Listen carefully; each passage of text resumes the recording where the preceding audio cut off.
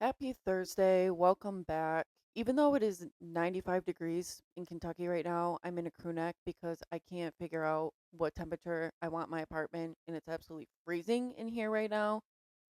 And I didn't see that until I put this hat on because it was not a hair day for recording, but I was kind of vibing with the hat anyway. That I matched for Boston, my Boston crew neck, my Boston hat. Go Red Sox, I guess. Didn't mean to do that, but that kind of worked out. Anyway, I hope you all had a good weekend because I did not. I did not. Before you say, oh, Sarah, we're so tired of hearing you post and talk about how Bonnaroo got canceled, blah, blah, blah. This is me flipping you off because I don't care because that shit ruined my life. Ruined my life. And I will tell you why. I will tell you exactly why it ruined my life. First of all, my feelings of sadness and anger are valid. Everyone who spent a shit ton of money on tickets, on the campsite, on food, on preparation items, prepared for months, planned for months, and also like me who have wanted to go for years, is very distraught that after one day it got canceled. Also, if I didn't have Thursday, like if I didn't have that one day to experience the concerts and the stages and the DJs and that whole festival community atmosphere, whatever, if it would have got rained out Thursday, I would never go to a festival again. Like, on God, would never be going to one again. But because I had that little experience, that little taste, I know that they are just like this magical little weekend of just absolute insane fun little adventures that you get to do and all the music you get to hear. So because of Thursday, yeah, at some point in my life I will try to venture to one again. It just really fucking sucks because this year just worked out perfectly in terms of who was able to go. I was financially able to afford the trip. Like the stars just aligned. The headliners, I've been wanting to see Olivia Rodrigo so bad, but her tickets now are like skyrocket pricing. So for over half of what I paid for the entire Bonnaroo weekend is like one ticket just to see her. So it worked out to see her at a festival with everyone else. And as much as I love, I wouldn't say love, as much as I like Luke Combs, like I was very excited to hear When It Rains It Pours. I think he's a great artist. It's just country's not my top music format by any means. And so like really that was my country night, I guess. At least, thank God, I already pre-planned to wear the outfit Keldon made me for night one because I think if I didn't even have that, I would probably be worse. But Wednesday night, we left at 11 p.m. We drove through the night, got there around like 4:35 in the morning, got our tent all set up, whole campsite set up, and it looked really good. It was like mine and Hannah's tent, our canopy, a friend's canopy, and then their tent. Kind of like a long looking campsite. We had tarps underneath the canopies. That's where we kept like the coolers, all of our food. We had lawn chairs set up under there. Such a cute, like perfect setup for the four of us. Worked out really well. We got a couple hours of sleep, then we woke up. It was time to go. We went to like the main festival area, kind of just to get like a layout, like understanding where the food was, water stations were, where you even walked into the festival grounds, how to get there, all the different stages. Hannah's friends have been there multiple times, so it was nice to have like someone with experience be able to help us out. We go back, we get changed for Luke Combs, and it was such a cool night. The stages are unlike concert stages. They're just enormous screens to be able to see because unlike a concert when you're like stadium seating, obviously you're just straight back. So it was really cool to see that. To hear Rebecca Black DJ was pretty iconic. That girl screams into the microphone, you guys. Hannah and I were like jumping her entire set because she would just like be in the middle of like the hardest mix ever and then be like, Bonnaroo! And we'd be like, what the? But also got to see Damtala. So night one was, I was like, oh my god, this is it. This is exactly what I've been wanting and waiting for. So excited. Wake up Friday morning. It's hot. It's very hot, and we have Allie and AJ to get to. That was going to be our 3 p.m. set that day, or like 3:45 or something. So wake up, get something to eat, start drinking. Obviously, we're getting ready.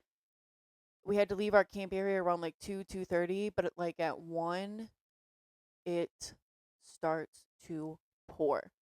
And I'm not talking about like your gentle little overcast rain when you're out camping, you're outside, and you're like, oh man, we gotta like pull some things inside. No, like downpour, downpour for hours. It stopped for like what we thought stopped for good, but it was not for good, but it stopped. And this was maybe like 3:30, maybe even later, like 4:30, and we just thought the X got delayed. Mind you, Bonnaroo sends you updates through the app if you're able to get service, and we didn't have service 90% of the time. So everyone, even like in our camp area, like in our rows, everyone's getting on their rain ponchos, and we're like, okay, maybe that was just it for the day. Things are going to be delayed. Maybe they'll still start with like the smaller acts because we wanted to hear Allie and AJ so bad to start the day. We start walking there. We like almost get there, and we see like a lot of people start to walk back, and they're like, oh, it's going to rain again. They're not opening up the festival gates yet. Mind you, our campsite is like a 35-40 minute walk to the festival grounds. Even though we got there at 4 fucking a.m., we still were put in like the way back, I guess, where we weren't supposed to be. So we turn around, start walking back, and these skies open up. Like, so now you're trying to hustle to get back to your campsite because you're fucking drenched, but because you're walking through acres of campsite, it's just mud. It is straight rivers of mud. Every time you went to step in something, your foot was getting stuck. You really can't walk quickly because you're fucking sliding everywhere. Mud is just awry. You're walking through like enormous, dirty puddles of just like grossness trying to get back. And then it didn't stop for like another couple hours to the point of heavy rain where we like our neighbors diagonal from us, their whole canopy like caved in on one side and water started coming in because they had so much sitting water. Like you couldn't keep up with keeping that water off like your tents and your canopies. It just felt like you couldn't get dry. And we were just so pissed off at this point that we were just sitting in our drenched lawn chairs, in our drenched clothes, under a canopy that's dripping, and we were like, fuck it. Like, we were just so pissed. So then we heard the acts weren't coming out until 10, and it was just going to start with the headliner, Tyler, the Creator, and that unfortunately all other acts for that day were not going to go on. So we thought maybe they would somehow, some way squeeze in a couple of the bigger artists that we wanted to see, like maybe either throughout Saturday or Sunday. But we're like, okay, at least we get to see Tyler. We wait until about like 9, I think, and then we start walking there. As again, we are almost to the festival, everyone just starts like all the people around you, everyone starts getting the notification, and we look at our phone and we're like, they just canceled the entire weekend. And after seeing videos and walking through the campsite, I get it. Like there were rivers, like rivers flowing through. Equipment, I guess they couldn't fix like one of the stages, like got really badly damaged in the storm. People's fucking like half of their tents are underwater. People's like cars are stuck in the mud. Even walking that whole time, you were a mess. People are slipping and sliding. And then it was like more rain was predicted to come the rest of the weekend. When I tell you, I literally could have took someone by the neck and drowned them in mud. When we heard that it was canceled, I went mute. I did not want to talk the rest of the time. I didn't want to look at anyone. I was just so mad. And not only being mad, but like miserable. You're soaked. You can't do anything. Like, we just went back to the campsite and got really hammered basically that night, knowing that there was nothing. We couldn't leave anyway. We had already been drinking. We did some light packing up, but we're just going to save it till the morning, go hard on our last night. And that ride back, Hannah and I were just like depressed. We're still depressed. And this is why I was going to say, like, yes, feelings are valid, being mad and upset like everyone else. But here's where I fuck up. Every time there is an event like this, whether I'm going on vacation, whether I'm just going to a concert, whether I'm going to anything, I don't know why I have like extremely high, unrealistic expectations every single time I do something. And then nothing ends up turning out the way my unrealistic expectations were in my head. And I get like very, very pissed off and upset. And there are some like realistic things that have me pissed off that I missed out on this weekend. For instance, this was supposed to be a huge weekend for me to get content for the podcast. I didn't even get to break out the microphones out of the box that I was going to use to interview people. I didn't get to bring around my poster. I have maybe 12 hours that we were there that I got to record a couple things. In total, I might have like 3 minutes of content. I was going to make a whole separate YouTube like video, like blogging about how setup went, about getting to the concerts, like doing funny little tips throughout it, like this whole thing. And I don't even have anything besides us sitting under a canopy drenched and Luke Combs singing When It Rains, It Pours. How fucking coincidental, Luke. Thank you for that one. But I guess a couple years ago when they booked Tyler the Creator, Bonnaroo got canceled because of a hurricane. So Tyler the Creator, I'm asking you please, we will come see you separately. Stop signing that man for Bonnaroo. Let's get someone else in there who's gonna bring some sun. Because next year when I go, I can't even say that. I can't even say that because I don't know.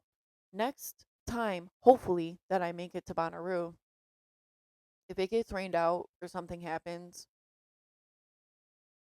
there's there's gonna be some serious problems.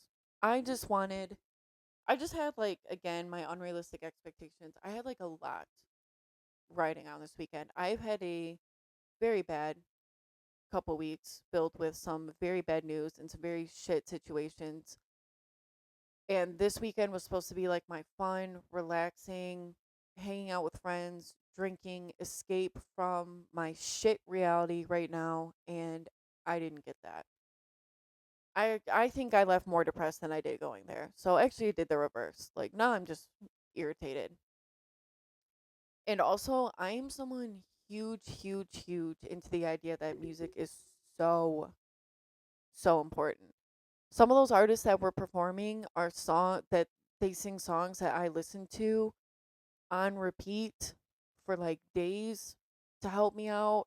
I listen to music to like disassociate for a little bit just to like put myself in a different environment to get out of what I'm going through. Like music is so huge and to just have a weekend knowing that was going to be full of that and that I would get to scream those lyrics with thousands of other people of those songs that have helped me through everything, especially Olivia Rodrigo's set, and to just get wiped out of everything and to just have a more like to have a weekend that I thought was going to heal me in some way actually make me more depressed and miserable. Sucks. And that sucked. So, again, I hope I get to attend a music festival at some point in my life yet again. I am hopeful for that because this turned out to be a fucking shit show. There's so many that I would like to go to, but Bonnaroo has just always been like a main one for me to go to. I really, really want to get to Austin City Limits, Lollapalooza. Obviously, Coachella is the big one that I would like to go to one day. But Bonnaroo's still like number one. Like I want to go there so bad. I want to experience a festival weekend. And I'm gonna be hopeful and say that I will, even though right now it doesn't feel like it. But hopefully I will make it there. Anyway, so glad we started this off depressing. Last episode, thank you again for Calvin for being my impromptu guest last week. I loved getting to do that. Obviously, I loved getting to see you. Like I said, it better not be a 4 year gap again. But one thing Calvin and I talked about in the episode that I thought would be a good segue into this one, because I've been looking for a way to bring this up as an episode, is the hustle. The hustle that I've been through, have gone through, and continue to go through to find any and every way to like make side money, to make money. I never have enough money.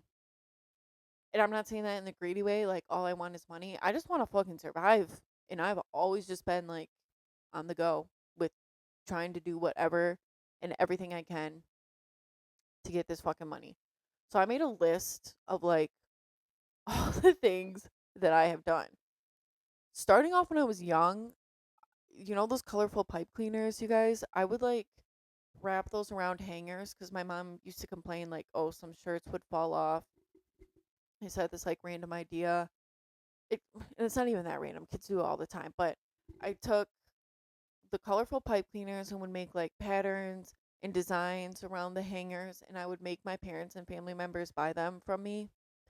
And obviously, when you're like 7, 8 years old, like I thought I could make like a multi-million-dollar business out of this. Plot twist, or not plot twist. What's it called when you? Oh, spoiler alert. Well, that just ruined the whole joke. But I was gonna say spoiler alert. It didn't. But also the issue with me is I like fixate. Even as a kid, I fixate on something for like a little bit, and then I'm like, okay, well, I'm over that. So that was like my first venture. Lemonade stands were always a go in the summer. I'm always out there. One time, you guys, me and my friend, like a childhood friend, I don't think I've seen her in like 15 years, had a lemonade stand at her house, and we wrapped my leg up in toilet paper to pretend it was a cast so we would hope people would pay us more for the lemonade. I don't think anyone believed it. And if they did, they probably just felt bad that we had to go to such pathetic extremes to try and get extra money. So they were probably like, here, actually, just take this extra dollar because we just feel bad for you guys that you are pretending to have a broken leg. But I was like, I'll scheme and I'll hustle this. Let me hobble around, get the lemonade, see if I can get us a extra tip or two selling this. So that was I actually forgot about that until I started making this list. Like that is actually, yeah, a me thing to do. Okay, but getting into more some serious side hustles that I had in high school, um, I had like 15 to 20 blank Twitter accounts.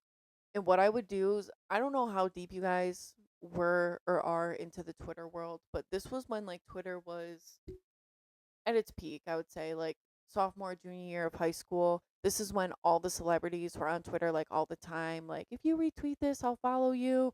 This is when like fan Twitter accounts, like I had an Ariana Grande fan account that she followed, by the way. One of my greatest life accomplishments. I DM'd her way more than I should have, but she did follow me. And those like type of accounts were just like all over Twitter. Like that was the thing to do. So what I would do is I would take these 15 to 20 blank accounts, excuse me, and I would do a bunch of the follow for follow trains. When you retweet it and you follow everyone who retweeted it and then they follow you. And I would do that for each of the 15, 20 accounts. Do this for days. Like whenever I had a free 30 minutes, whatever, I'd log into each of the individual ones, follow for follow, and I would build these Twitter accounts up until they got to like 3, 4, 5-ish thousand followers. And then I would go through and unfollow everyone, and then I would sell that Twitter account. So it looked like this Twitter account had 4.4 or 5.1 thousand followers, and that someone who wanted a fan account, what they would do is they buy it from me, they change the name, put their picture up, start tweeting like normal, so that when other people find their account, they're like, "Oh wow, this person has like 4 or 5 thousand followers. I'm gonna give them a follow," and it's just a way for them to pre-build what they want to do. And I would make like decent money doing this depending on the amount of follows like that, like one of the accounts would have, and depending on who followed. Because if you could catch a celebrity doing like a follow for follow, and I got one of those blank accounts to do it, like randomly one of them had a Jason Derulo follow, those accounts you could sell for like a little bit more, but usually like $10 to $15 for the 15 to 20, like individually each. They would be 10 to 15 bucks, and once I sold those Twitter accounts, I would just create another 10 to 15 blank ones, and I did that a couple of times. Made like decent amount of money with that side hustle. Also, before there was mainstream DoorDash, there was this like app called Joy Run, and it was before DoorDash kind of took over the entire world. And I don't think Kalamazoo had DoorDash yet, which is why Joy Run at first was like a thing. This was like my freshman year. A little bit different though, because you had to go to the place that someone ordered food, you would pay for the meal, then deliver it, and then the app would reimburse you. I have done DoorDash too, and that's obviously not what you do. You just pick up the meal, you drop it off. Nothing on your end involves your money, but Joy Run it did. So Joy Run was a little difficult to like keep up with, because if there was a week, I only had like 20 bucks in my account as a broke college student, and I wanted to make some extra money, and someone ordered something that was like $24 worth or something, I didn't have the money to pay to pick up that order to drop it off. So it kind of was like you had to wait for the smaller ones to come through, which means you weren't really getting paid or tipped as much, but based on what was on my account was kind of how I could go about doing Joy Run. That didn't last long. I think that was only like a couple months, like I said, before DoorDash took over everything. Then I started doing DoorDash. However, out of every single job that I've had, out of every side hustle that I've done, but obviously mainly the jobs because you don't really get fired from a side hustle, but I did get fired from DoorDash because broke bitches in Kalamazoo want to lie. I had 1 week where within like 1 week, 2 to 3 people reported that they didn't get their meal. And again, this was like beginning of DoorDash, so I don't even know if you like took pictures once you delivered it or if you just marked it delivered. I don't remember how it went, but there was like no proof of me to show that these deliveries were made. So DoorDash basically emailed me and was like, "Yeah, you're cut from the team. You're not a driver. Fuck you." I was like, "Damn." Such like an easy, fast way to make money. DoorDash was so easy. I love just driving around at night. You can make so much money. And when I moved down to Kentucky, I was like, I can do the same for Cincinnati. If I can make that money in Kalamazoo, like I bet I can make some decent money doing this in like a bigger city. So I went to like create my driver account again, and they still were like, "Bitch, we don't want you. We told you to stay away from us. We don't want you." And they still won't let me be a driver, and this was like 5 6 years ago. So DoorDash, you fucking suck. Well, you don't suck because I want to be a driver again, because that, like I said, was just a convenient way to spend 2 nights a week and get like a bunch of extra money. But they won't let me be a driver again because they hate me. Whatever, feelings mutual, because your fees are ridiculous. I don't even use you anymore. Fuck you. Instacart. I've done Instacart. Um, Instacart is terrible if you have anxiety because you're literally being timed to grocery shop for someone. And in stores like Target, no, Target's fine. I can usually figure Target out, but like Meijer, Walmart, those bigger stores, or like anything that I'm not familiar with, like Aldi, Trader Joe's, it can like take you a minute to like find where everything's at. Like I said, you're being timed. You gotta like go quick, do this, do that, and you gotta find the person to deliver to. I did that a couple times when I first moved down here, except I had a very scary Instacart delivery experience. I don't have time for it in this episode because it's a whole fucking thing, but it was actually traumatizing. That's the last time I've done Instacart. But that's if you're not struggling with paralyzing anxiety, or if you can muster through it like I can, because I have to fight through my anxiety to do a lot of things, it is a great way to get some side money. Because if you figure it usually takes about like an hour and a half per like larger order, but you can make like 30 40 bucks an order. So if you do just three, four orders a week, you can bring in a little over $100 just in extra money, taking an hour, hour and a half out of your day to go to Target real quick, go to Meyer, wherever, pick some stuff up and drop it off. So it wasn't bad, but it just sucks having to grocery shop for anyone else. So I don't do it for myself. But also, off of that, I could never be an Uber driver. First of all, my car would never be able to fit anyone in the back seat of it ever. It wouldn't be clean enough to do it, but I don't trust other people in my car in terms of like that. In terms of just like picking up strangers at like 2 in the morning. I don't know how I get in an Uber and I'm fine, but like being an Uber driver, I'd be like, hell. And if someone like puked in, no, I just couldn't be an Uber. I don't want the liability of drunk people in my car that I don't know that I'm now responsible for. Never, never. I also made baked goods out of my apartment. Ingredients did become a little expensive to keep up with, but I have tried that. I thought I was gonna be the next El Chapo Odyssey 14, whatever I thought. During COVID, I started like a semi YouTube blog. I've just always wanted to do what I'm doing now, I guess. Except I knew that wasn't real because some of the stuff I was like trying to record was like really illegal. I think I was just making like a joke of trying to be a YouTube blogger, but I thought with COVID that might have went somewhere too, and I could have done something. I could have been a YouTuber way back when. I also would do um I don't even know if this is still, I think it is still big, but Poshmark. I would go to antique stores, thrift stores, garage sales, and find anything that I thought of value that I could like upsell, whether it was jewelry, vintage hat, vintage shirt, purses.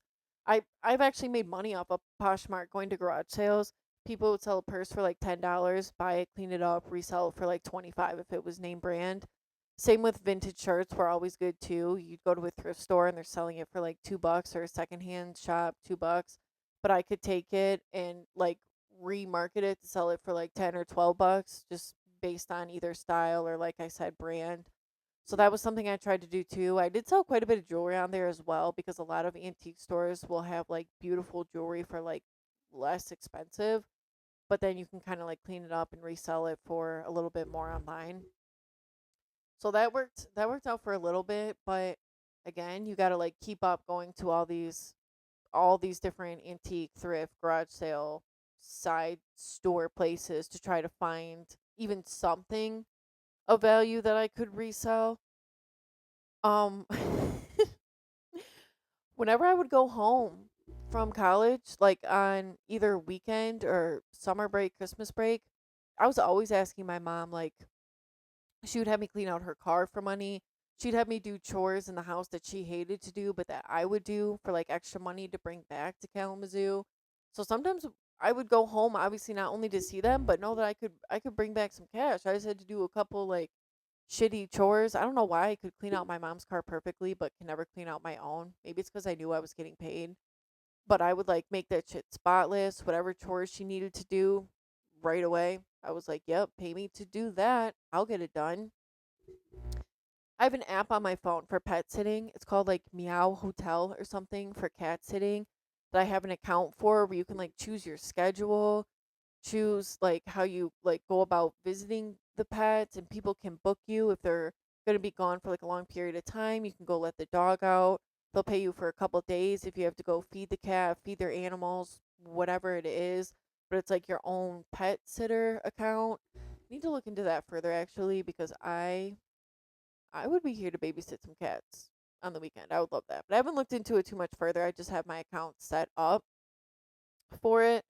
A huge one that I tried to do was the hoodies for like my cricket that I had. I was so excited to get a cricket and to like make this into yet again another business I was trying to start. But the cricket business is expensive to keep up with. Vinyl is so expensive. and it's very, very time consuming, which I loved, but what I would have to sell the hoodies for to make up for material costs and time, I don't know, it would have been like a little rough to get like a lot of people to buy it at that price that I would have needed. But I had these really like mental health awareness, anti drug type of theme that I was going with. And I would stay up late. I'd be up till 2 a.m., 3 a.m., 4 a.m., just knocking out these designs. And it was so cool on the Cricut Design Studio to like lay everything out how you wanted. Took forever to get it like the size, shape, how I wanted it. Then you'd have to cut out all the material. Then you'd iron it onto the hoodie or crew neck, and you wanted it to look like it was produced and not necessarily handmade. So I was trying to make sure throughout all of them, they're all lined up in the right spots. You want to make sure everything was even because, like, once you iron it on, the odds of you, there is a way to like peel it off, like if you messed up like a little part, but the odds of you fixing like a bigger design without leaving residue from the vinyl on the hoodie, slim to none. So you had like a one and done chance to make sure everything looked right. And I actually really love doing that. I paid someone online to like make a website for me because I thought I was going to turn around and do this as like a whole ass business. Never ended up even setting up the website. So per usual, wasted money thinking way too much into the future about something, pre-committing to things that I was not going to commit to. And I had kind of like I would just all day think about different designs that I would do, up all night creating them. I love doing it, just got really costly. So then I was like, you know what? What if I screen print? So I started a screen printing business. I paid this like designer to kind of help plan out my ideas that I was thinking of in the format that needed to be sent to the company to screen print. And I did send one of my designs. I had these pink and orange crew necks that had my like artwork that I wanted on there, and it was for suicide awareness, and it was supposed to look like a little kid drew it, and it said like don't forget about tomorrow, I think, um was on the front of it. And I love them. I love them. They were really cute, and I wanted like 3 or 4 designs before I actually quote opened up shop and started selling them. But I never got around to being able to pay the art person that I was working with more money to help me format my designs, and then obviously I couldn't afford for them to be screen printed even if I got that done.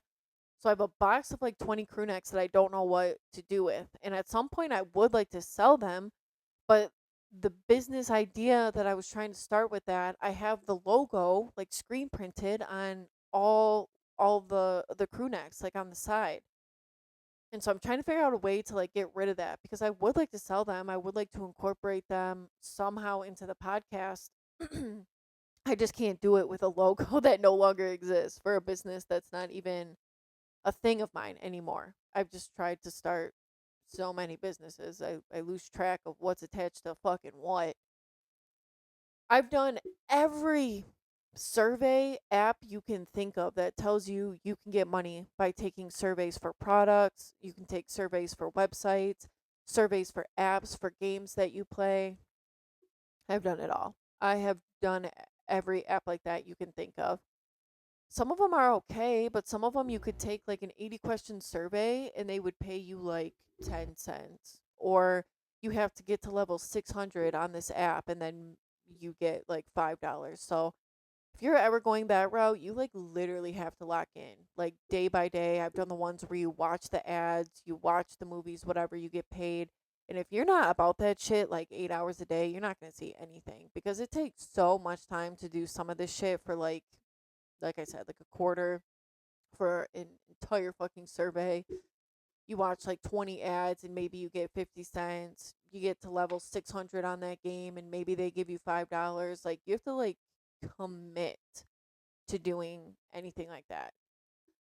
It's never really been worth my time to do it. I probably have 10 accounts set up that have anywhere from like $1.50 to $8 in them that I just you have to reach like 25 to withdraw, and I just cannot get to that point because it starts getting to like more extreme stuff for less money, and you're like, okay, well, fuck this. I gave it a shot. So that's probably like the least beneficial side hustle I've tried to do.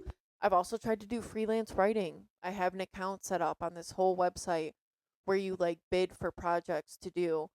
And if you don't bid, you can still submit projects, but then you're kind of screwing yourself because you could have 100 people submitting for this project that you worked so hard on and you don't get picked.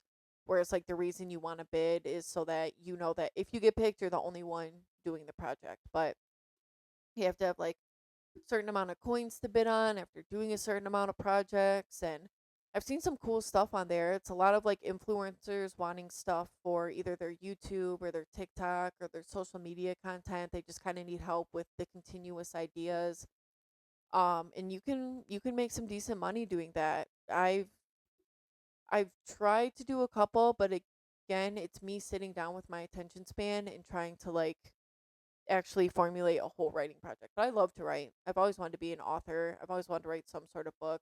So I thought this would be like a good side hustle task for me to do too.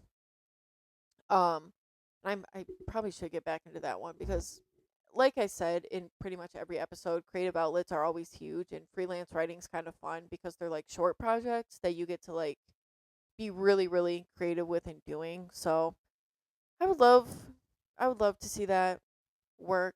Um, but in general, those are some of the bigger ones that I've done. I'm no stranger to hustling for money. So I've never had a job that pays me enough to where I can live comfortably. I want money so that my bills are paid and that I'm still able to do fun things. And like I said, I cannot find a job that accomplishes both. So I'm always fucking side hustling. You think with a college degree and me working since I was like 15, I could find some sort of job that would pay me well, but apparently that's a fucking unicorn right now in the universe. So I'm still in the side hustle game. And my ultimate goal for life is to not be at some point, to have one form of income. I don't need to be a multimillionaire. I just want to not worry about bills and still be able to go on like trips and vacations and to do whatever. That's my goal for the podcast is, again, I don't need the podcast to make me a multimillionaire. Cool, putting it into the universe. If it does, yippee skippy for me. I would just like another source of income from this at some point. Future thinking, if I can get some sort of way that this brings in another chunk of money for me monthly, amazing. I have been, this is the only quote side hustle, which I can't even really call it that because I don't make money doing this, but this is like the only side activity that I've committed to for this long to see succeed.